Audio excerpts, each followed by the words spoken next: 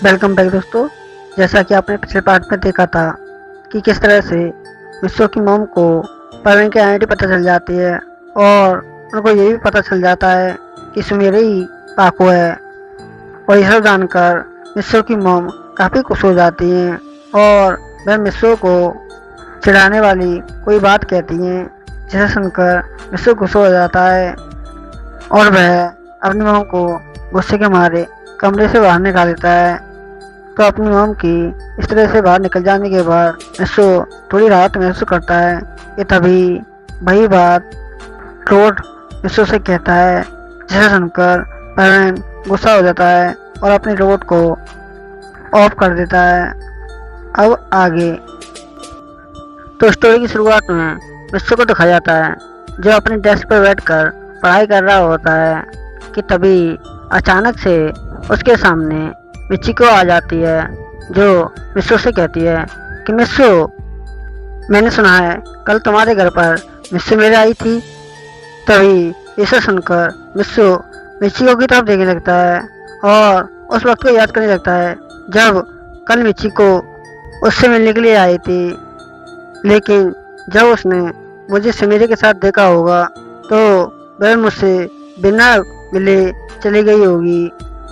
और वह ऐसा सोचकर मिचिको से कहता है कि मिचिको, कल तुम मुझसे मिलने के लिए आने वाली थी मेरे घर पर।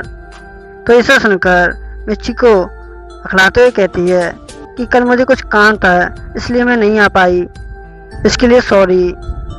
तो ऐसा सुनकर मिस्सो समझ जाता है कि मिचिको जानबूझकर झूठ बोल रही है, लेकिन वह इस बात पर ज़्यादा ध्यान नहीं देता। तभी मिचिको कहती है कि मिस्सो मेरे तुमसे मिलने के लिए क्यों आई थी। तभी ये बात सुनकर मिस्सो मिचिको की तरफ से देखने लगता है, जिसे देखकर मिचिको अकड़ाते हुए कहती है, नहीं नहीं, मैं तो बस ऐसे ही पूछ रही थी।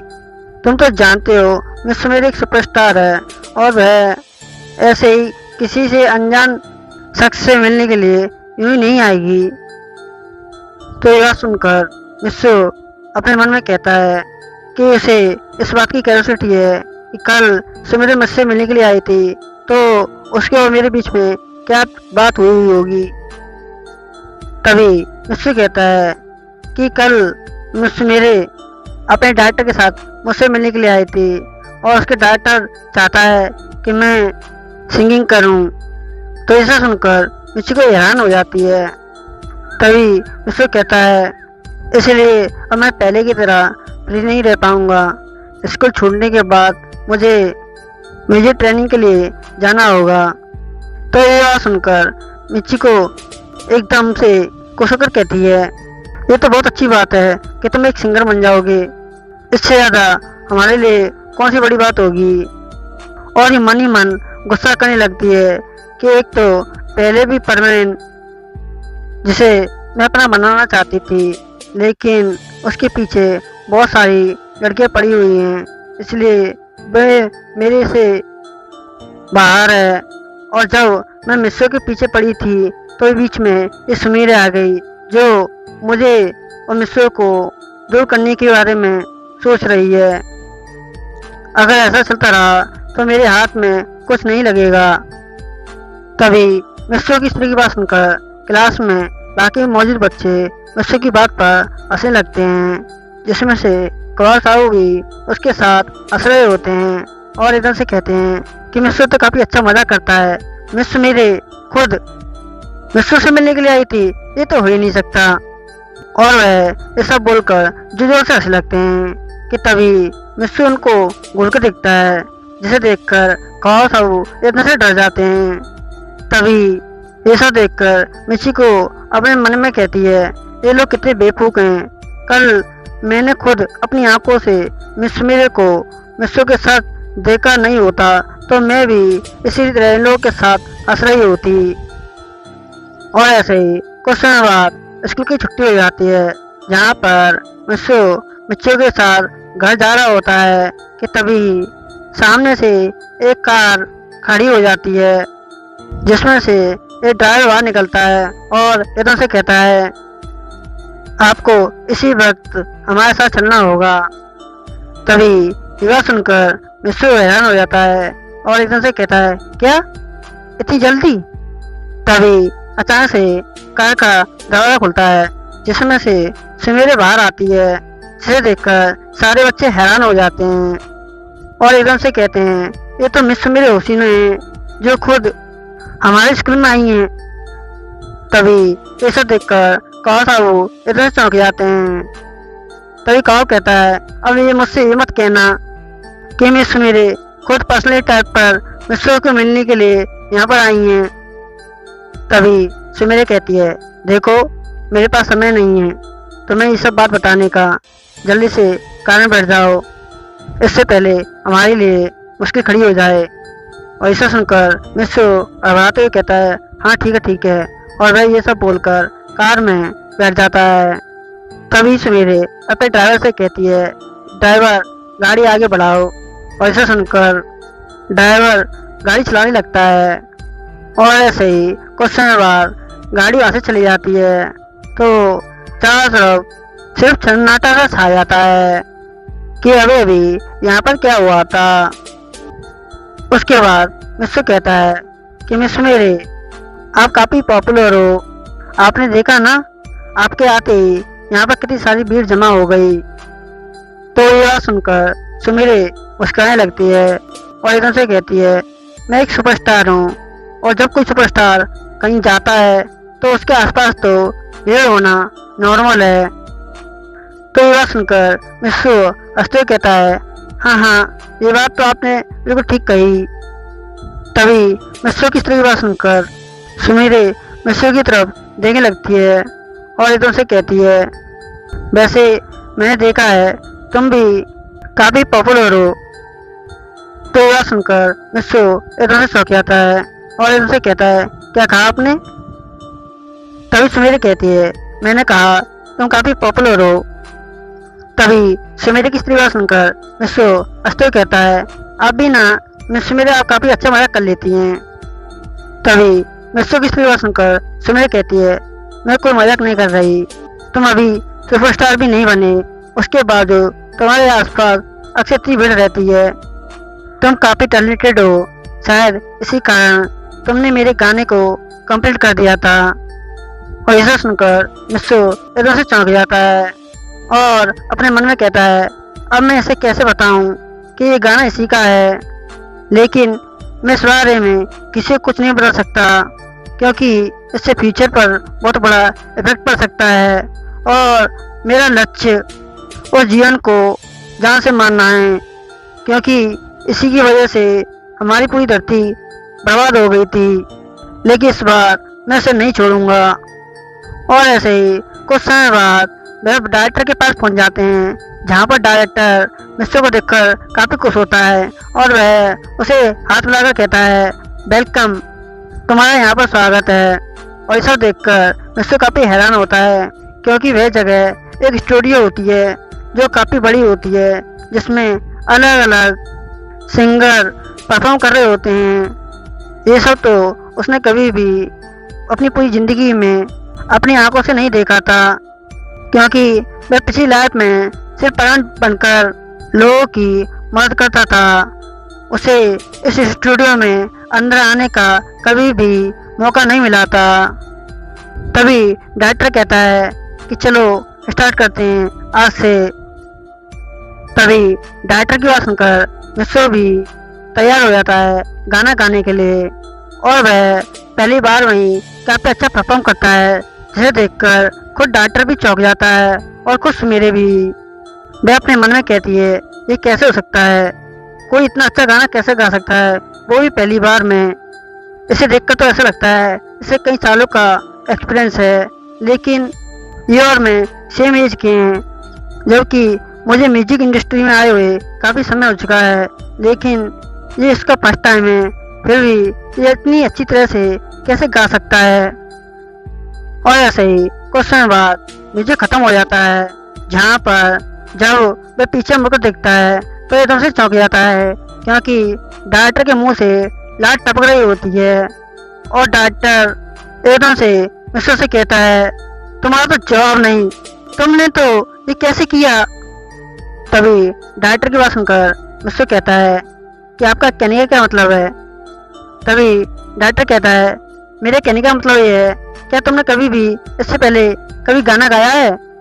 तभी यह सुनकर मिस्सू कहता है, देखिए मैंने आपसे पहले भी मिलने से पहले कह दिया था, मैंने कभी भी इससे पहले कभी गाना गाया नहीं है। और ऐसा सुनकर तो वहाँ सभी मौजूद लोग एकदम से चौंक जाते हैं और एकदम से कहते हैं, ये कैसे हो सकता है, जिस इंसान ने आज से पहले कभी गाना गाया नहीं है वह इतनी अच्छी तरीके से कैसे गाना गा सकता है।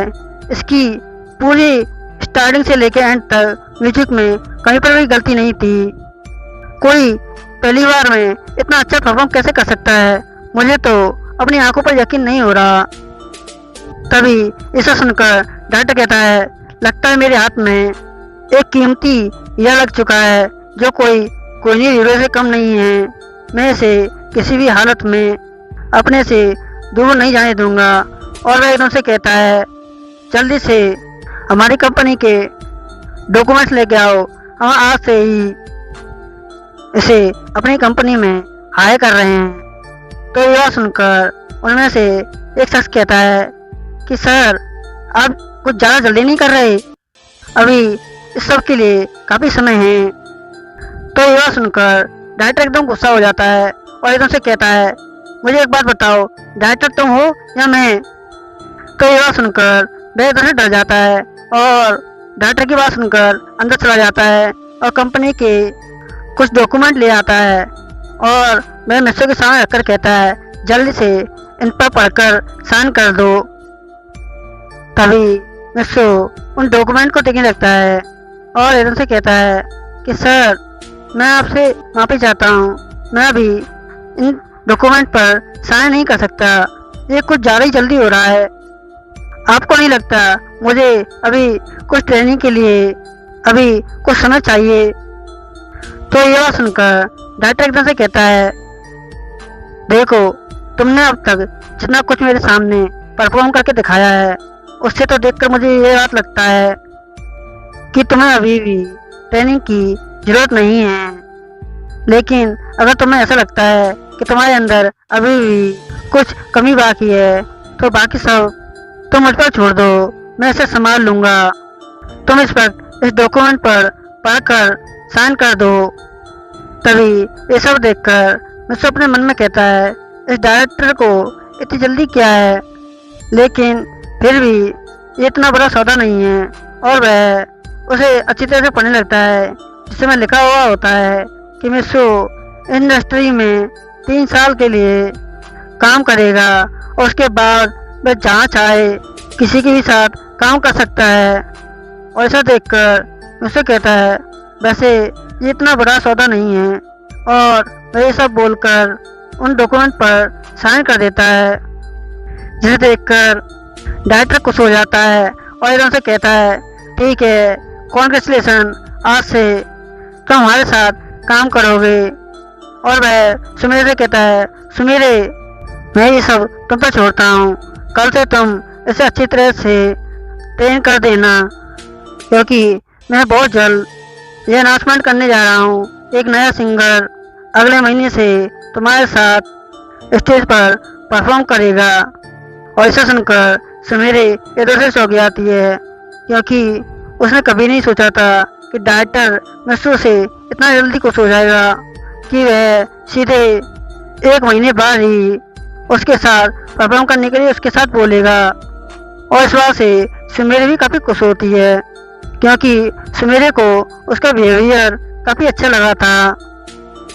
उसके बाद मिस्सू कहता है, ठीक है, तो अब मैं यहाँ से चलता हूँ।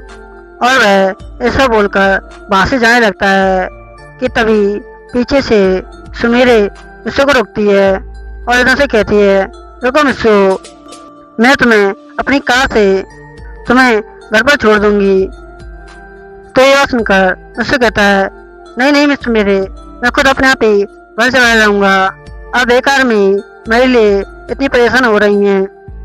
तभी यह सुनकर सुमेरे कहती है, देखो आगे से हम दोनों एक साथ काम करने वाले हैं, इसलिए तुम मुझे अब सुपरस्टार की तरह ट्रीट मत करो, तुम मुझे अपनी एक फ्रेंड मान सकते हो।